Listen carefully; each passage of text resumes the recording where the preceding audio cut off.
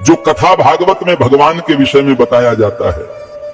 मैंने कहा वे झूठ बोलते हैं। अगर कोई इंसान बीमार होता है तो कहां जाएगा बोलो? राम मंदिर जाओगे या अस्पताल जाओगे? कहते हैं गाय का गोबर खाने से कैंसर ठीक होता है, तो बताओ भक्तों, इलाज के लिए विदेश क्यों जाते हो? समझो जरा। ये सब हम लोगों को भगवान के नाम पर गुमराह कर रखा है। और जब यही लोग कहते हैं धन दौलत त्याग कर भगवान की शरण में आ जाओ, और खुद कहीं पर भागवत कहने जाते हैं, लाखों रुपये लेते हैं। ये मायाजाल ही तो है। भगवान की शरण में जाने का मतलब ये थोड़ी है कि अपने शरीर का ध्यान छोड़ दो। जो शरीर भगवान ने दिया है उसकी सेवा भी तो ईश्वर सेवा है। जब बुखार आता है तब राम की जगह दवा ढूंढते हो। जब जीवन भर की परेशानी हो तब बाबा का झूठा गोबर इलाज क्यों बन जाता है? गाय पूज्य है, इसमें कोई दो राय नहीं। पर यह कहना कि गोबर खाने से कैंसर ठीक हो जाएगा, ये विज्ञान नहीं, धोखा है। जो कथावाचक कहते हैं धन दौलत छोड़ दो, भगवान की शरण में आ जाओ, वो खुद लाखों के हवाई सफर करते हैं, एसी पंडाल में रुकते हैं और पाटीदारों से लिफाफा लेते हैं। तो त्याग हमें क्यों सिखाते हो?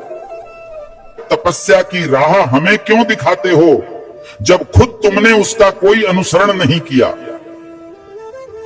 भगवान के नाम पर डर बेचकर जो अपने महल खड़े करते हैं वो संत नहीं, व्यापारी हैं। सच्ची भक्ति वो है जो आंखें खोलती है, ना कि आंखें बंद करवाती है। और आखिर में बात सीधी सी है, भगवान अंधविश्वास से नहीं, सच सेवा और विज्ञान से मिलते हैं। सीताराम सीताराम। भविष्य मालिका कहती है जब पाप बढ़ेगा तो समय न्याय करेगा और धर्म की असली परीक्षा शुरू होगी। 2032 से सत्य युग का आरंभ होगा, लेकिन उससे पहले पूरी धरती हिलेगी।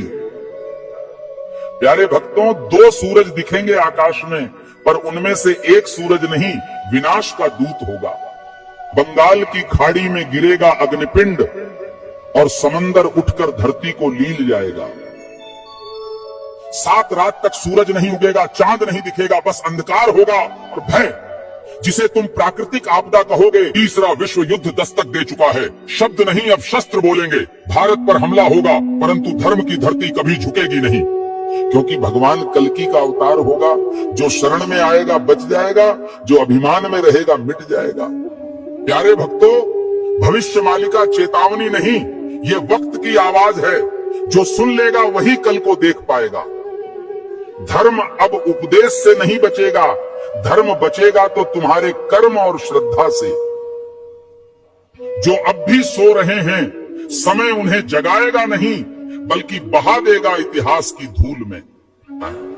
अब भी समय है भक्तों, या तो धर्म के साथ खड़े हो जाओ या अधर्म के साथ डूब जाओ। कल सऊदी अरब में आयोजित मेरे सत्संग के दौरान एक भक्त ने मुझसे एक दुखद प्रश्न किया। भक्त ने प्रश्न किया, गुरुजी, क्या राखी बांधने से बड़ी बात यह नहीं कि हर औरत को बहन समझा जाए? अरे मूर्खों, राखी के धागे पर इज्जत की एक्टिंग करते हो और बाकी दिन उसी इज्जत को आंखों से नोचते हो।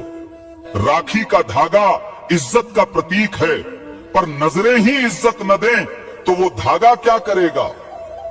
जो आज बहन कह रहे हैं, कल उसी जैसी स्त्री को घूरते हैं। यही विडंबना है। जिस दिन पुरुष की नजर नारी को सच में बहन समझने लगेगी, उस दिन हर बेटी, बहन, हर स्त्री सुरक्षित अनुभव करेगी।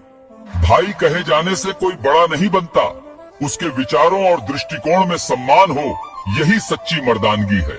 राखी की रस्म निभाना सरल है, पर नीयत की सफाई असली परीक्षा है।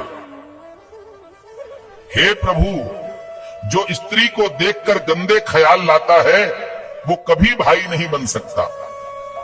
हर लड़की बहन जैसी लगे, ये सिर्फ कह देने से नहीं होता, जब तक मन से उसे बहन समझा न जाए। राखी कोई ताबीज नहीं है, ये चेतावनी है सोच को पवित्र करने की और नारी को नजर से नहीं, सम्मान से देखने की।